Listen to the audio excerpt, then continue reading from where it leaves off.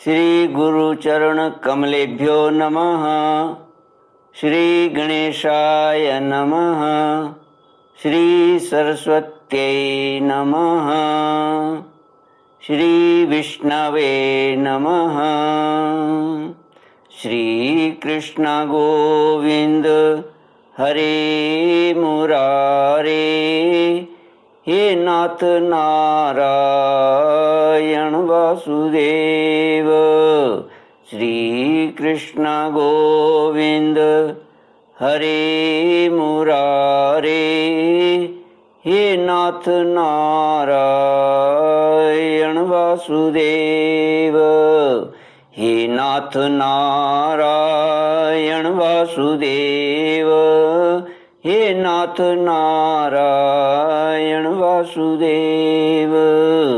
श्री कृष्ण गोविंद हरे मुरारे। हे नाथ नारायण वासुदेव। ओम नमो भगवते वासुदेवाय। ओम नमो भगवते वासुदेवाय। कृष्णाय वासुदेवाय हरये परमात्मने प्रणतक्लेशनाशाय गोविन्दाय नमो नमः। सच्चिदानन्दरूपाय विश्वोत्पत्त्यादिहेतवे तापत्रयविनाशाय श्रीकृष्णाय वयं नमः। श्रीकृष्णाय वयं नमः। सच्चित आनंद स्वरूप परमात्मा जो सृष्टि के उत्पत्ति, पालन और संहार करता है तथा जीवों के आध्यात्मिक, आदि दैविक, आदि भौतिक तापों को नष्ट करने वाले हैं, अर्थात जीवों के मानसिक, शारीरिक और भौतिक दुखों को दूर करने वाले हैं, उन श्री कृष्ण भगवान को हम नमस्कार करते हैं।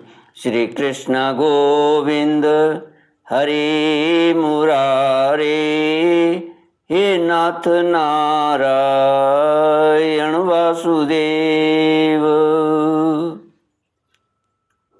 श्रीमद् भागवत तृतीय स्कंद अथ चतुर्दशोऽध्यायः।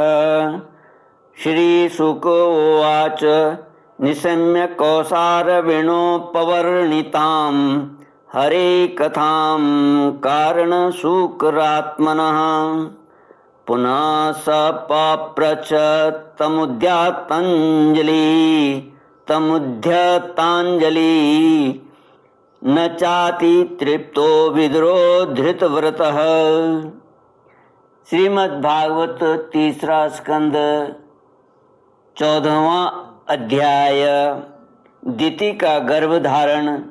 श्री सुखदेव जी कहते हैं, राजन, प्रयोजनवश शूकर बने श्री हरि की कथा को मैत्रेय जी के मुख से सुनकर भी भक्ति व्रतधारी विदुर जी की पूर्ण तृप्ति न हुई। अतः उन्होंने हाथ जोड़कर फिर पूछा। विदुर जी ने कहा, मुनिवर, हमने यह बात आपके मुख से अभी सुनी है कि आदि दैत्य हिरण्याक्ष को भगवान यज्ञमूर्ति ने ही मारा था। ब्रह्मन जिस समय भगवान लीला से ही अपनी दाढ़ों पर रखकर पृथ्वी को जल में से निकाल रहे थे, उस समय उनसे दैत्यराज हिरण्याक्ष की मुठभेड़ किस कारण हुई? श्री मैत्रेय जी ने कहा, विदुर जी, तुम्हारा प्रश्न बड़ा ही सुंदर है। क्योंकि तुम श्री हरि की अवतार कथा के विषय में ही पूछ रहे हो, जो मनुष्यों के मृत्यु पाश का छेदन करने वाली है। देखो, उत्तानपाद का पुत्र ध्रुव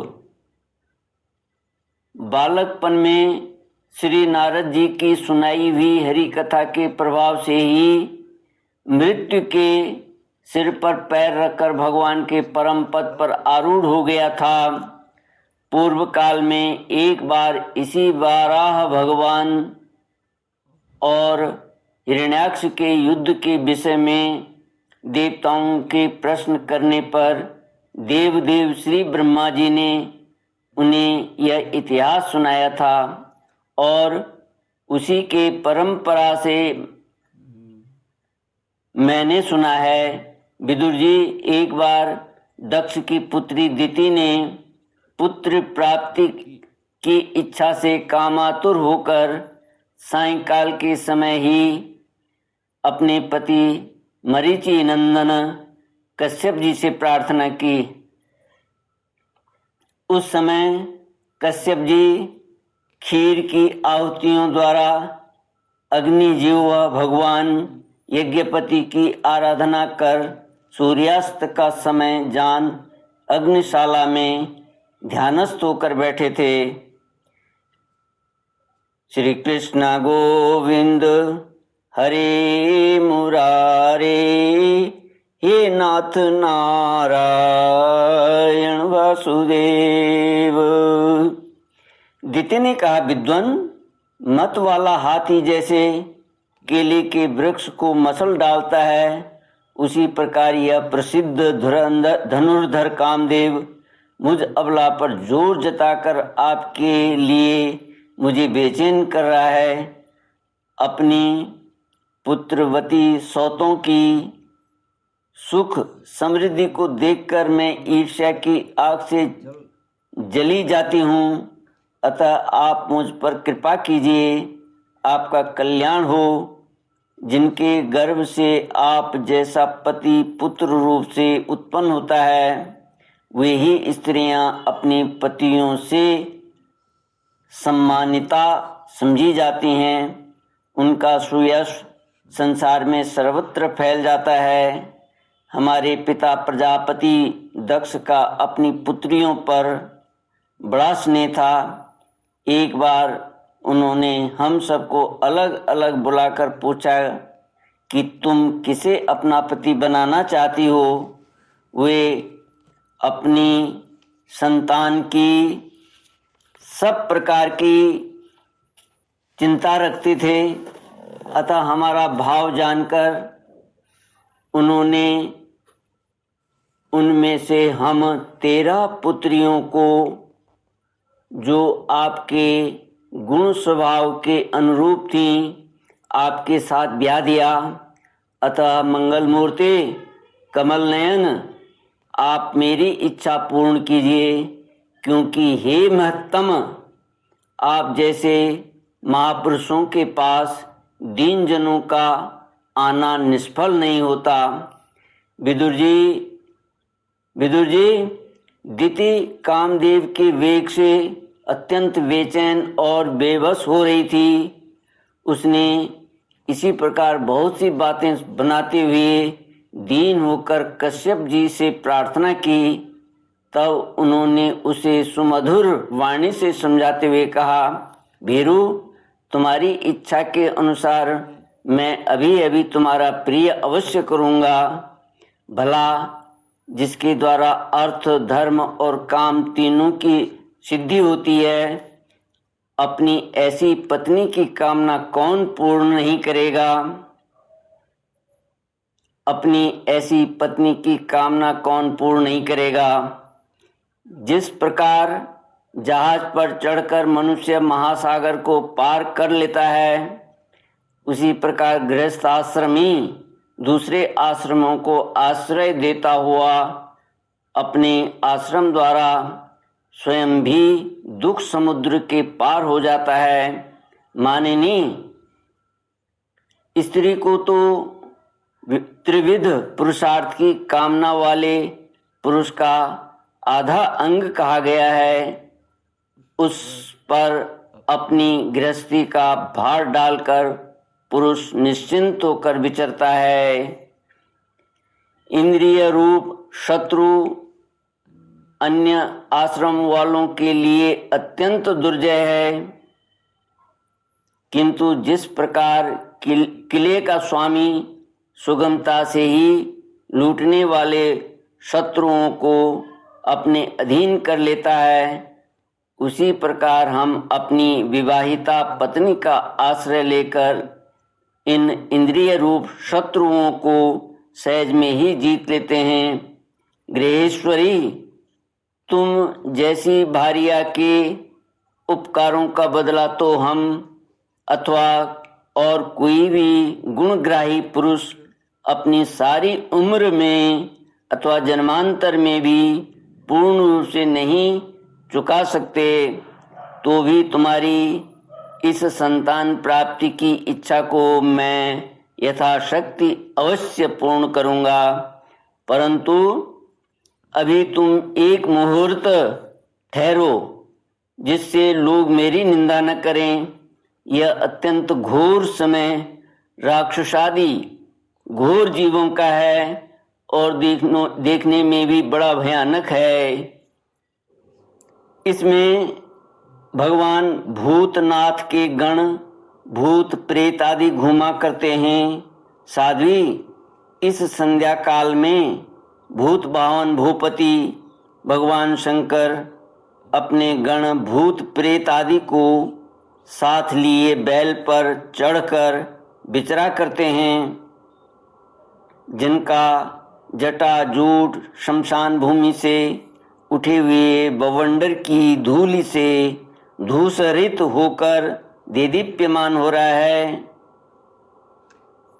तथा जिनके सुवर्ण कांतिमय गौर शरीर में भस्म लगी हुई है, वे तुम्हारे देवर ससुर महादेव जी अपने सूर्य चंद्रमा और अग्नि रूप 3 नेत्रों से सभी को देखते रहते हैं। संसार में उनका कोई अपना या पराया नहीं है, न कोई अधिक आदरणीय और न निंदनीय ही है। हम लोग तो अनेक प्रकार के व्रतों का पालन करके उनकी माया को ही ग्रहण करना चाहते हैं, जिसे उन्होंने भोग कर लात मार दी है।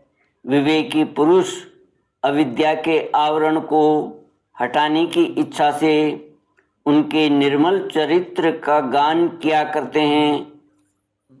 उनसे बढ़कर तो क्या, उनके समान भी कोई नहीं है, और उन तक केवल सत्पुरुषों की ही पहुँच है। यह सब होने पर भी वे स्वयं पिशाचों का सा आचरण करते हैं। यह नर शरीर कुत्तों का भोजन है, जो अविवेकी पुरुष आत्मा मानकर वस्त्र आभूषण माला और चंदन आदि से इसी को सजाते संवारते रहते हैं। वे अभागे ही आत्मा राम भगवान शंकर के आचरण पर हंसते हैं। हम लोग तो क्या, ब्रह्मादि लोकपाल भी उन्हीं की बांधी हुई धर्म मर्यादा का पालन करते हैं। वे ही इस विश्व के अधिष्ठान हैं, तथा यह माया भी उन्हीं की आज्ञा का अनुसरण करने वाली है। ऐसे होकर भी वे प्रेतों का सा आचरण करते हैं। अहो, उन जगत व्यापक प्रभु की यह अद्भुत लीला कुछ समझ में नहीं आती।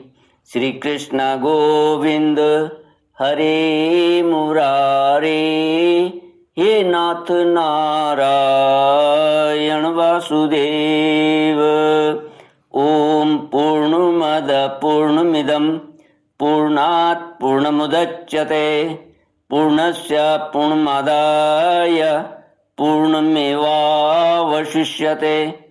ओम शांति शांति शांति। हरि ओम श्री गुरुभ्यो नमः। हरि